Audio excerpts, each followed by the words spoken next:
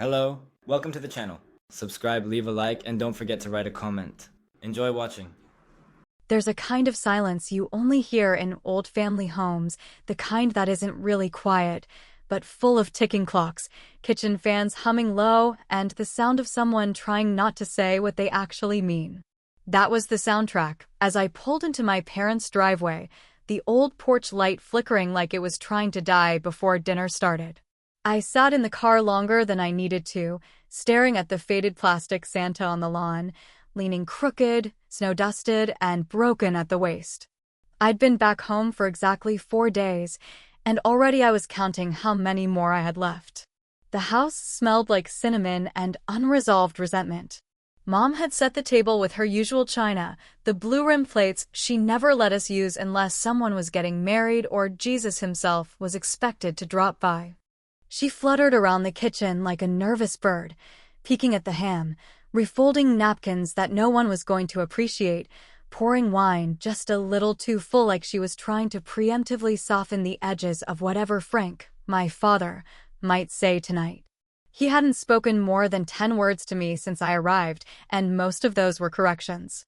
You're parking too close to the curb, that suitcase is in the hallway, use a coaster. Not a single "how are you?" Not even a "glad you're home." Liam, my older brother, showed up late as usual, stomping snow from his boots like it was some kind of performance.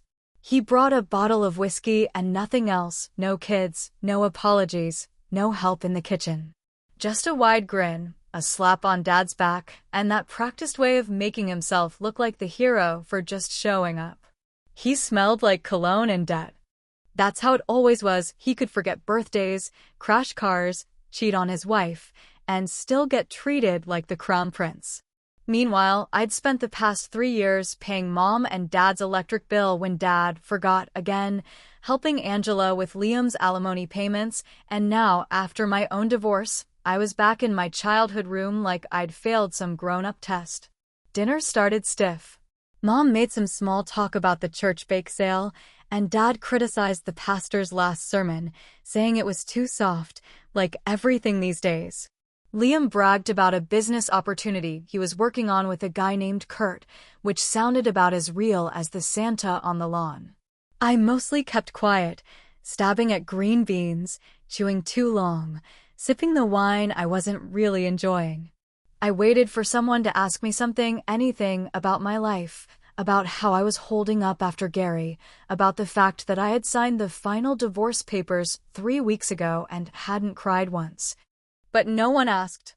No one even mentioned it. It happened just as Mom brought out the pie. She'd spent hours on it, homemade crust and all, and as she was slicing, trying to decide who got what piece, Dad turned to me with a look like he was watching a stranger take up space on his couch. "You know what your problem is?" he said, loud enough to cut the air. "You've got no direction. No family. No job worth mentioning. You're dead weight in this family, Ellie." I didn't say anything. I felt the blood leave my face, but not in the way people describe. It was colder than that, like the part of me that cared about his opinion just walked out of the room without me. Liam chuckled under his breath, and Mom looked like she might faint, her hands hovering over the whipped cream like she'd forgotten what it was. "I'm sorry," I asked, even though I wasn't.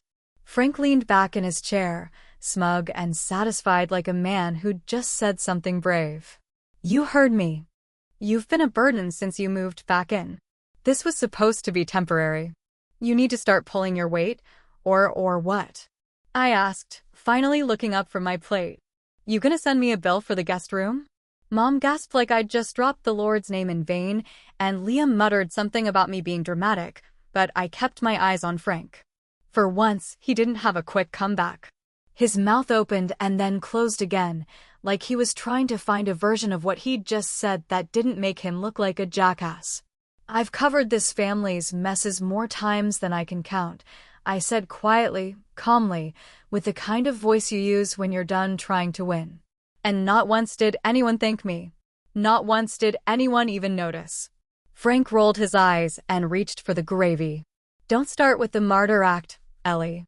But I didn't start anything. I just stopped. I didn't eat my pie. I didn't drink the second glass of wine. I sat at the table until everyone else had left, and I stared at the melted wax on the centerpiece, counting how many seconds it took to harden again. Then I went upstairs, closed the door, and, for the first time in years, I didn't cry. I wrote instead. Not a diary entry. Not a pity letter. I made a list. Names, accounts, passwords. Every bill that ran through my name, every subscription, every card, every app, every login they'd ever used because I'd made their lives easier. I made a list not out of spite, but out of something colder than that. Precision. Finality. Clarity. By the time I turned off the light, I had 27 items written down. I didn't plan revenge. I planned a transfer of power. Silent. Surgical. Swift. And I slept better than I had in years. I woke up before the sun even had the decency to rise. The sky outside, still the kind of bruised gray that makes you question whether morning's ever coming at all. The air in my childhood bedroom was cold, not just physically but in that emotional way a room turns when it hasn't held your hopes for years, only your regrets. I sat up, glanced at the notepad on the nightstand, and reread every single name, account, and financial favor I had jotted down the night before. I didn't feel angry anymore. Anger had come and gone sometime during the second hour of lying awake and staring at the ceiling. What I felt now was something much cleaner, sharper, purposeful. It was the kind of clarity you only get after humiliation so sharp it cauterizes every raw nerve in your body. The first thing I did was log into my phone account. ID added both my parents' lines to my plan nearly 5 years ago. Dad said it was cheaper that way, and I'd stupidly agreed. I'd forgotten about it, honestly. You forget about things when they don't scream at you. Just nibble away monthly like a termite in the walls. I clicked remove line on both numbers without hesitating.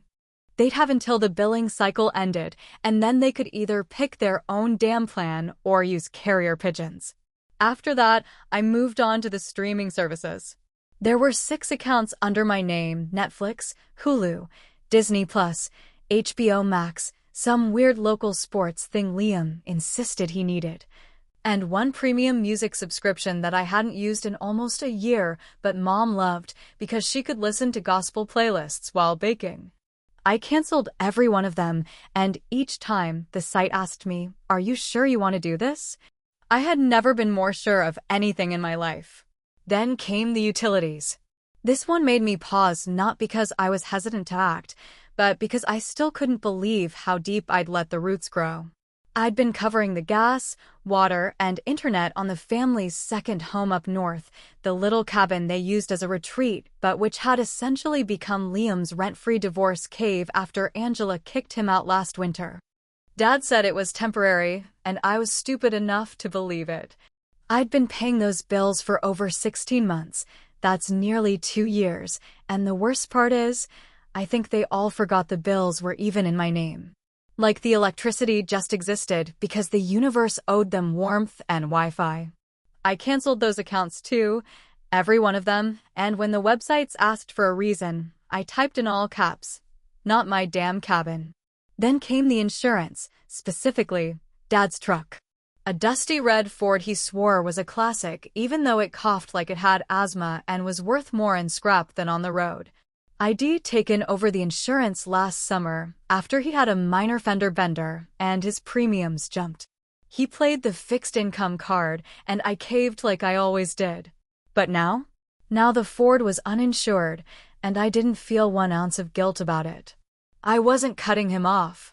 I was just removing my name. If that made me the bad guy, then maybe I should have been 1 year ago. By the time I walked downstairs, the smell of coffee had already filled the kitchen, and Mom was humming the same hymn she always did when she was trying to pretend everything was fine. Dad sat at the table with the newspaper folded like armor, Liam scrolling his phone like a bored teenager. No one looked up when I walked in. I pulled the orange juice from the fridge, poured myself a glass, and took a long sip before speaking. "I canceled the phone lines this morning," I said, clear and flat, like a news anchor reading the traffic report. Frank's newspaper didn't move, but I saw his fingers tense slightly on the edge of the page. Liam glanced up, smirked, then looked back down. "You did what now?" he asked, still thumbing through TikTok or whatever 46-year-old men use when they refuse to grow up. "And the cabin utilities. And the truck insurance. And the streaming services," I said, taking another sip.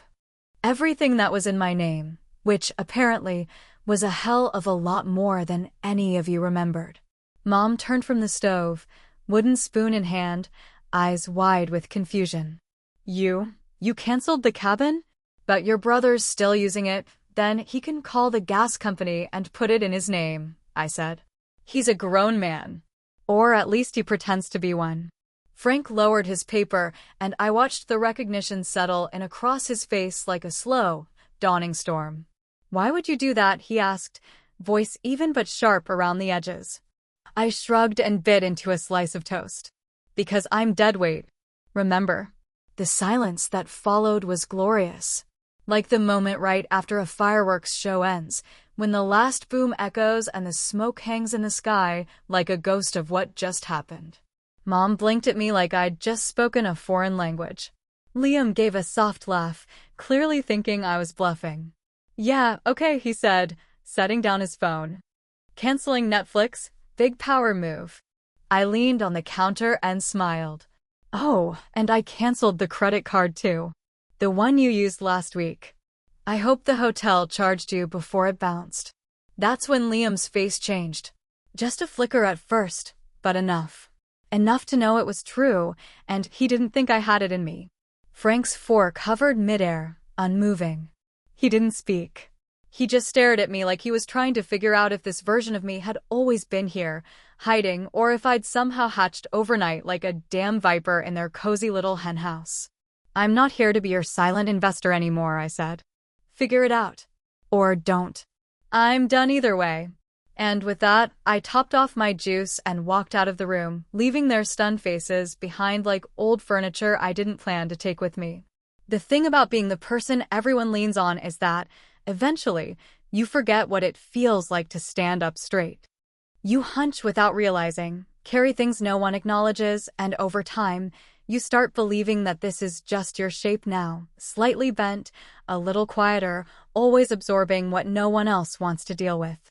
I had built a fortress of silence around the financial favors I handed out over the years, never expecting gratitude, only hoping for peace. But now, with every cancellation, every account closed, I could feel a little more of my spine returning, bone by bone, inch by inch. That morning, after the breakfast showdown, I sat on the edge of my bed with my laptop open and my bank statement pulled up, tracing every little transaction like an archaeologist digging through layers of old civilizations. There were things I hadn't thought about in years, automatic payments I'd forgotten I set up, annual renewals for software and subscriptions that didn't belong to me, and a 2-year-old $3,000 loan. To Liam, that came with a guilt-wrapped promise to pay me back once that deal with Kurt went through. Spoiler, it never did.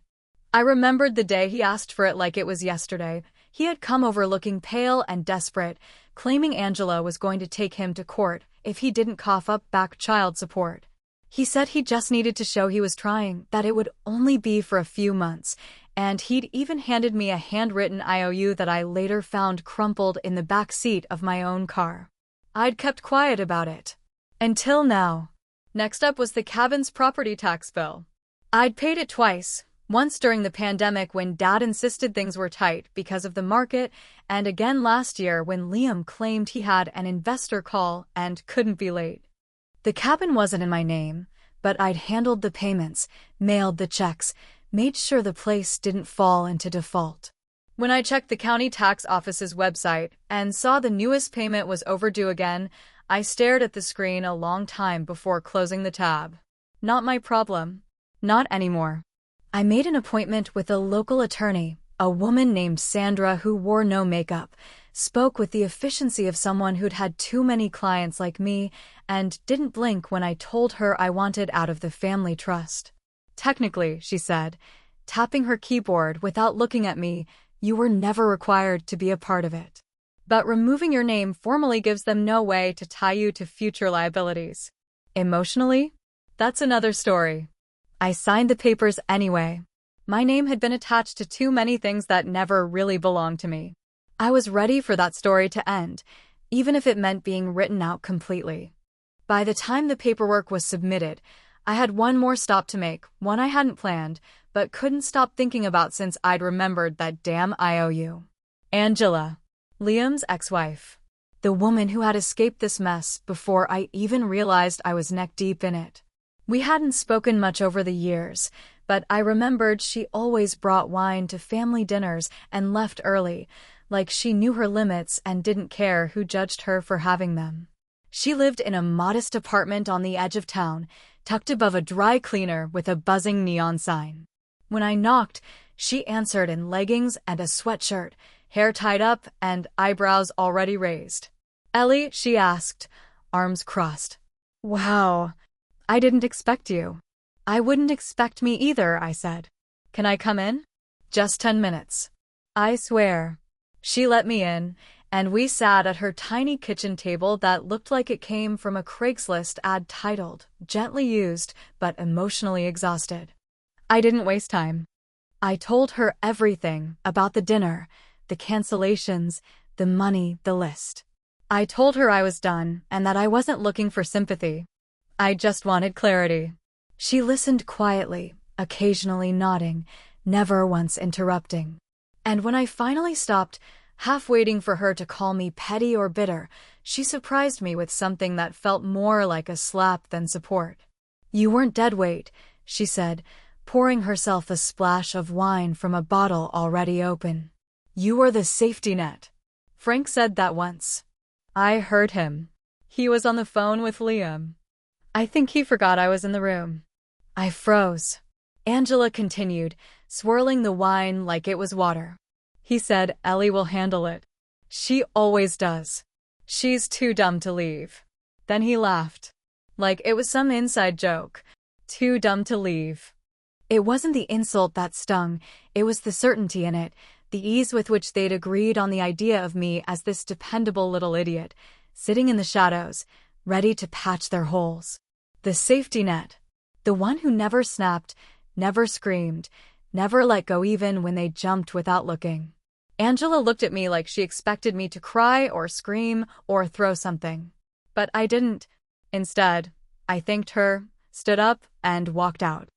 I didn't need her pity. I just needed the truth. And now I had it. As I drove away, I didn't feel broken. I felt furious. And free. Like someone had finally pointed out the emergency exit in a building I thought I was trapped inside forever. They thought I was too dumb to leave. But they were about to learn just how smart I could be when I stopped pretending to care. There's something strangely satisfying about silence when you're the one who caused it, not the awkward, tension-filled kind of silence you get in family dinners or in courtrooms when someone says something unforgivable, but the pure, echoing hush that settles after you take back what was yours and leave the rest to burn behind you. That week, I didn't answer a single call from my mother, though they started coming in by the second day, first with a kind of forced politeness, then escalating to long, meandering voicemails filled with teary confusion, guilt-tripping sighs, and phrases like, "You've always been the strong one, and you know how your father is." I didn't respond to her texts either, which came in waves, first asking, then begging, then thinly veiled threats about what the neighbors might think. I didn't care anymore what the neighbors thought. Let them talk. Let them whisper and nod and raise their eyebrows behind closed blinds. For once, the gossip wasn't about me leaving my husband, or not having kids, or staying single too long, or wasting her degree, or being the weird daughter who came back home at 42. This time, they were whispering about my parents, about how the electricity at the cabin had been shut off, about how Frank had been seen arguing with a woman from the bank in the grocery store parking lot, about how Maggie looked like she'd aged 10 years in 10 days. It was petty, it was small town, and it was delicious. Liam didn't call me at all. He just had his lawyer send a panicked email asking if I had intentionally interfered with his financial obligations, which was a funny way of asking whether cutting off the money hose counted as sabotage. I didn't answer. Angela handled that part, apparently, because by Thursday, she had filed a motion in family court to reopen Liam's child support case. She told me, back at her apartment, that she had boxes of unpaid receipts and years of bank statements proving he'd been getting help quietly under the table from me. I'd never signed anything official, never acted as guarantor, but the pattern was there for anyone with eyes. Meanwhile, I filed 2 more forms through Sandra, my lawyer, the first formally revoking any future responsibility for the cabin, which she said wasn't strictly necessary but would strengthen my position if someone tried to drag me into any legal mess over unpaid taxes. The second was a cease and desist letter for my father, delivered via email and hard copy, instructing him not to use my name in any further financial or contractual agreements. Sandra said it wasn't enforceable in the strictest sense, but it sent a message, one he needed to hear. And the message was this: I wasn't scared of him anymore. Not of his raised voice, not of his disapproval, not of the decades of emotional warfare he waged through silence, insults, and carefully distributed affection like it was a ration only the favored deserved. I had survived worse. I had survived Gary. I had survived watching my life fall apart while pretending it hadn't. I had even survived being called dead weight in my own family's kitchen while holding a plate of food I'd paid for. So when the knock came on my apartment door late Friday afternoon, I wasn't surprised. I looked through the peephole and saw him standing there, Frank, my father, coat half-zipped, face weathered in that way men like him age when control begins to slip from their fingers like sand. He looked smaller than I remembered, like the skeleton of the man I'd spent my life avoiding and appeasing in equal measure. I opened the door but didn't invite him in. He didn't ask. He just stood there with his hands in his coat pockets, rocking slightly on his heels like he didn't know what to do with himself when the other person held the power in a conversation. "You made your point," he said after a long pause, eyes scanning the floor behind me like he was looking for some sign of vulnerability. "You done playing victim yet?" I didn't flinch. I didn't blink. I leaned against the doorframe and crossed my arms, letting the words hang there like smoke from a cigarette he wasn't allowed to light. "I'm not playing anything," I said. "I just stopped pretending your crap didn't stink." He let out a short breath, somewhere between a laugh and a snort, and looked down at the floor. "You always were the sensitive one." "No," I said calmly. "I was the quiet one. There's a difference." He looked up, and for a split second, I saw something pass across his face, regret, maybe, or just the awareness that the version of me he'd shaped through decades of control had finally broken into someone else entirely. Someone who didn't need his approval. Someone who had finally, completely walked away. "You done blowing things up?" he asked, shifting his weight again. I thought about it. About the credit cards, the taxes, the subscriptions, the endless nights I stayed up balancing other people's messes while they slept soundly in homes I helped them keep. I thought about the girl I used to be and the woman I had become once I stopped letting them name my worth. "No," I said. "I'm just getting started." And then I closed the door. Not slammed. Not dramatically. Just shut it. Quietly. With the kind of finality you don't need to explain to anyone. I didn't check to see if he walked away. I didn't care. Because this time, I wasn't going to be the one left standing in the ruins, waiting to be forgiven for other people's fires. There's a kind of peace that doesn't come from forgiveness, but from absolute detachment, when you finally realize you're not waiting for an apology, not hoping for a turnaround, not expecting the past to suddenly rewrite itself with neater lines and kinder dialogue. That kind of peace feels like cold wine through an open window in December, bracing, sharp, but clean in a way that forces your lungs to work a little harder, to remember they're still yours. That's the kind of peace I carried with me when I stood in line at the bank, quietly requesting a check for $1, not because it meant anything financially, but because it was the last string left that I still held, and I was choosing exactly how to cut it. The teller didn't blink when I asked. She printed the check without question, handed it to me like it wasn't a weapon, like it wasn't the final punctuation mark at the end of a chapter so long I barely remembered how it started. I folded it carefully, placed it in an envelope I'd written by hand, in blue ink, with only one sentence on the card inside. This is my contribution from now on. Merry Christmas. I didn't send it by mail. I drove back to the house one final time, pulling into the driveway slowly, noting how even the lawn seemed tired, the snow trampled and muddy near the steps, the porch light still flickering like it was too stubborn to burn out entirely. I could see the kitchen window glowing, silhouettes moving inside, Mom near the stove, Dad at the table. The same roles. The same choreography. A house full of ghosts pretending to be alive. I didn't knock. I just slipped the envelope through the mail slot and stood there for a second, listening. No footsteps. No reaction. Just the soft slide of the envelope hitting the floor. It felt almost too quiet. Like the moment right before a storm decides whether it's going to pass or break something open. I turned and walked away. I didn't expect to feel triumphant. I didn't expect to feel vindicated. And I didn't. What I felt was heavier and harder to name, something like grief, but not for what had happened. For what had never happened. For the conversations we never had. For the moments that could have meant something if anyone had cared enough to make them mean something. For the childhood that hadn't felt like one. For the woman I could have become sooner if I hadn't spent so long twisting myself into a shape that fit someone else's picture frame. The drive home was quiet. No radio. Just the sound of tires on winter roads, the kind of sound you only notice when you're not distracting yourself with music or noise or other people's problems. I parked, went upstairs, and sat on my couch with the lights off, letting the dark have me for a bit. Letting it settle in my bones without fear. On the table in front of me was a small box wrapped in silver paper, tied with a blue ribbon that had started to curl at the edges. The gift I'd brought to Christmas dinner. The one I never got to give.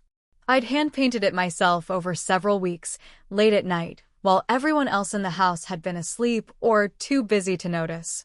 A family portrait, warm and colorful, soft strokes and gentle lighting, like something you'd see hanging in a hallway if things had gone differently. Mom smiling with her hands on Liam's shoulders. Liam holding his kids near the bottom corner. Dad in the center, serious, but still somehow fatherly, like he imagined himself. It was all there. Except for me. I hadn't put myself in the picture. I'd left a space in the background. A blank bench, an empty chair, something that suggested a presence, but not a person. At the time, I'd told myself I just hadn't gotten around to it yet, but I knew the truth now. I hadn't forgotten. I had been honest. That portrait had always known the ending before I did. I didn't open the box. I didn't cry. I didn't call anyone to tell them what I'd done, and I didn't post about it online, fishing for applause or pity or some kind of validation. That's what made it real. Not the revenge, not the fallout, but the fact that I no longer needed anyone else to witness it to know that it mattered. I hadn't burned a bridge. I had blown up the whole damn highway and left nothing but tire tracks in the snow leading in one direction away. Some people will hear this story and say I went too far. Some will call it petty. Others will think I finally stood up for myself in a way they've only dreamed of. Maybe they're all right. Maybe none of them are. That's not my concern anymore. Because I was never the victim. I was the volunteer. And I've finally quit the job.